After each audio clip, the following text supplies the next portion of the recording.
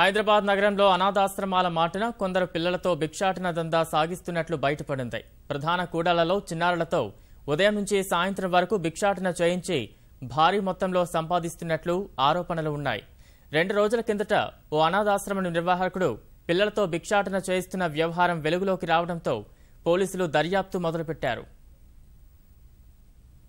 హైదరాబాద్ నగరంలో అనాథాశ్రమాల ముసుగులో సాగుతున్న భిక్షాటన దందాపై అధికారులు దృష్టి సారించారు. తల్లిదండ్రులు ఏ ఆదరణ లేని పిల్లలను చేరదీసి కొందరు అనాథాశ్రమాలను ఏర్పాటు చేస్తున్నారు. ఎలాంటి అనుమతి లేకుండానే ఇలాంటి ఆశ్రమాలు నిర్వహిస్తున్నట్లు వెలుగులోకి వచ్చింది. పిల్లలతో భిక్షాటన ద్వారా రోజు వేలాది రూపాయలు సంపాదిస్తున్నట్లు తేలింది. ఈ వ్యవహారాన్ని తీవ్రంగా పరిగణిస్తున్న పోలీసులు వివిధ కోణాల్లో దర్యాప్తు చేస్తున్నారు.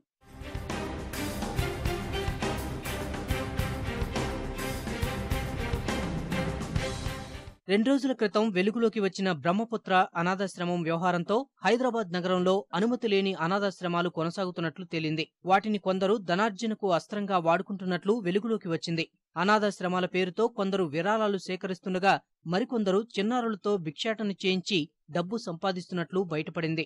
నగరంలో రద్దీ ఎక్కువ ఉండే ప్రదేశాలు, సంపన్న వర్గాలు, ఐటీ కారిడార్ కూడళ్లలో చిన్నారులతో భిక్షాటన చేయిస్తుంటారు. చిన్నారులను చూసి జాలిపడి ఒక్కొక్కరు 10-20 రూపాయలు దానం చేస్తుంటారు.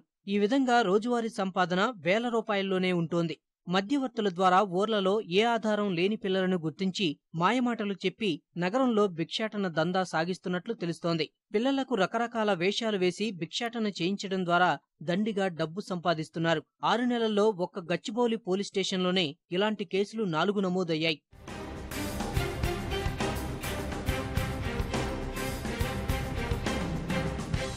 రెండు రోజుల కిందట బ్రహ్మపుత్ర అనాథాశ్రమం పేరుతో డబ్బాలు పట్టుకుని ఐటీ కారిడార్లోని విప్రో, ట్రిపుల్ ఐటీ జంక్షన్ల వద్ద చిన్నారులు భిక్షాటన చేస్తుండటాన్ని పోలీసులు గుర్తించి నిఘా పెట్టారు.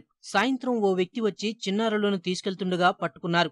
దీంతో అనాథాశ్రమం ముసుగులో సాగిస్తున్న భిక్షాటన దందా బయటపడింది. నిర్వాహకుడు జేమ్స్ పై వివిధ సెక్షన్ల కింద పోలీసులు కేసు నమోదు చేశారు. మెదక్ జిల్లా రామచంద్రపురం పోలీస్ స్టేషన్ పరిధిలో ఉన్న బ్రహ్మపుత్ర అనాథాశ్రమంలో సోదాలు నిర్వహించారు. అక్కడున్న 19 మంది పిల్లలను మెదక్ జిల్లా చైల్డ్ వెల్ఫేర్ డిపార్ట్మెంట్ అధికారులకు అప్పగించారు.